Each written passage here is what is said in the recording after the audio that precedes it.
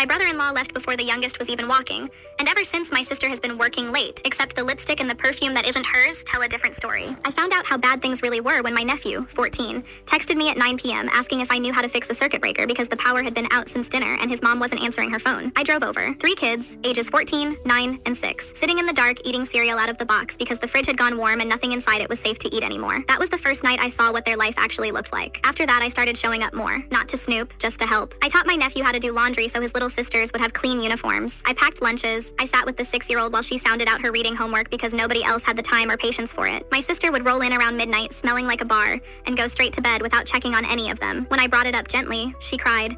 Said I had no idea what it was like to be alone, to be exhausted, to be judged by everyone including her own family. I believed her for a while. I told myself she was drowning, not neglecting. I kept helping instead of confronting because I didn't want to be the villain who called CPS on my own sister. The kids started needing me instead of her. My nephew called me before he called his mom when he got detention. My youngest niece asked if she could just live with me for a little while, which turned into her asking almost every weekend. I said yes every time because saying no felt like abandoning them the way she already had. The breaking point came at my nephew's middle school awards night. He'd entered an essay contest about a person who changed my life, not knowing the winning essays got read aloud in front of the whole auditorium. I sat in a folding chair between 2 empty seats meant for his parents, and when they called his name, I clapped so hard my hands hurt. Then he stood at the podium and started reading. He wrote about a house that used to smell like burnt macaroni and static electricity from a dead TV nobody paid to fix. He wrote about a mother who was a stranger who slept in the next room. And then he wrote about an aunt who taught him CPR from a YouTube video, just in case, who showed up with groceries and never once made him feel like a burden. He ended it by saying I was the only adult who ever made him feel like he had a parent. The room clapped. A teacher wiped her eyes. My sister, who'd shown up 10 minutes late and slid into the seat beside me, went white and then red. She didn't say anything until we were in the parking lot. Then she turned on me in front of all 3 kids and said I had turned her own son against her, that I'd been playing house with her family this whole time, that I thought I was better than her. My nephew stood there frozen, still holding his certificate, watching his mother scream at the one adult who'd shown up for him. I didn't yell back. I just asked her quietly when the last time was that she'd made any of them breakfast. She didn't have an answer. I wish I could say things got better overnight, but they didn't. What happened instead was slower and, honestly, more real. Her older brother, our brother, found out what had been going on and sat her down without me in the room. 2 months later, she started going to therapy, actual therapy, not just crying to whoever would listen. She got a job with daytime hours. I stepped back, not out of the kids' lives, but out of the parenting seat that was never supposed to be mine. Last week, my nephew asked if I could come to his next award ceremony too. Not because his mom couldn't, but because he wanted both of us there. I said yes. I'm not a hero in this story. I'm just the person who showed up when someone had to,